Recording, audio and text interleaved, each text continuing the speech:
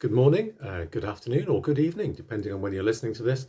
This is Kimmel Bay Church's daily Bible study, going through Glenn Scrivener's book, Reading Between the Lines.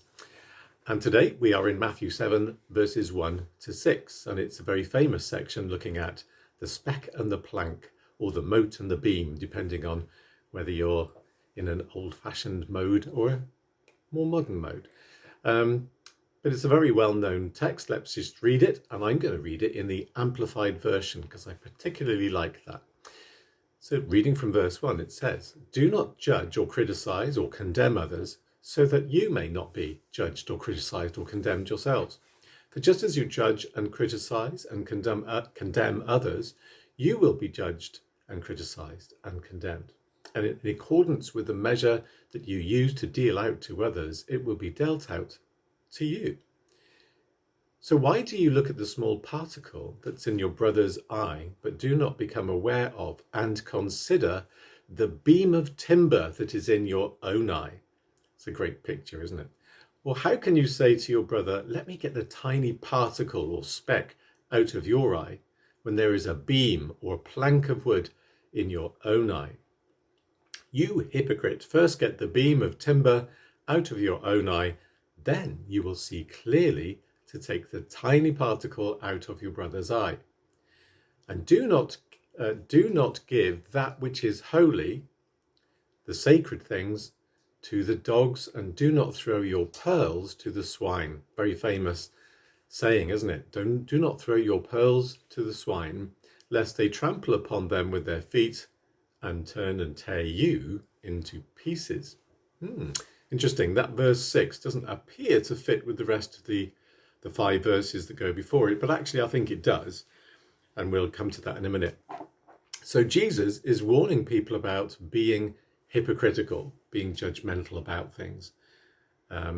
Things that particularly you are guilty of, or we are guilty of ourselves.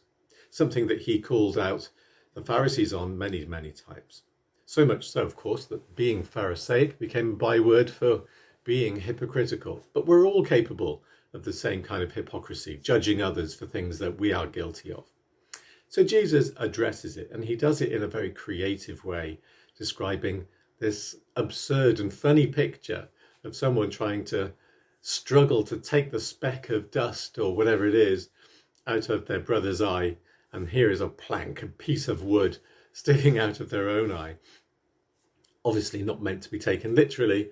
He's using hyperbole, exaggeration, or even humour to show that people have their own blind spots, sometimes very big blind spots, whilst trying to judge the faults of other people. So it's a call to examine ourselves, to not to ignore or minimise or try and excuse our own sin, our own behaviour. And Glenn Scrivener cleverly describes this in his reading, the way that people try to self-justify their own behaviour when they say things like, "Oh, it was out of character when I did that thing, it was out of character," or "It was a mistake, I didn't mean to do it," or "Look, there were extenuating circumstances, I was stressed." So they kind of excuse their own behaviour, but when somebody else does something wrong, it's typical. It's you through and through, isn't it? There's no excuse for that kind of behaviour. So we're very quick to call it out in other people. But Jesus would have us remember that the blade of judgment cuts both ways. When we judge others, we open ourselves up for judgment as well, don't we? If we're not willing to evaluate ourselves honestly and accurately, we'll undermine our right to scrutinise and judge others. And we can earn the right to make judgments, by the way. Jesus, when he said, "Take the plank out of your own eye," is sometimes misinterpreted as a direction to take out all judgment. Well, in this picture that Jesus provides for us, both the speck and the plank of timber were removed. But before we can help someone on the right path, before we can remove the speck from their eye, we must first deal honestly with our own sin, humbly confess it before God, and he is faithful to forgive us, so the Bible says.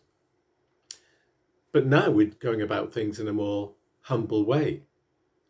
we may be given a task to help another, but it won't be in a judgmental way. It'll be gentle and restoring. But we will need to be discerning. That's what verse 6 is about. And that does involve making judgments, which is different from being judgmental.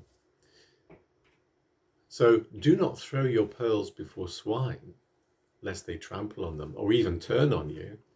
Is all about being discerning. Jesus teaches his disciples and whoever else was listening to get their own house in order before they can discern what to say to others. And one of the things that, according to verse 6, you're allowed to do is avoid people who are completely hardened, unwilling to receive any kind of truth or correction. People who will just chew you up and spit you out. We are allowed to simply be wise and move on. So that's our reading for today. Thank you for listening. God bless. Bye for now.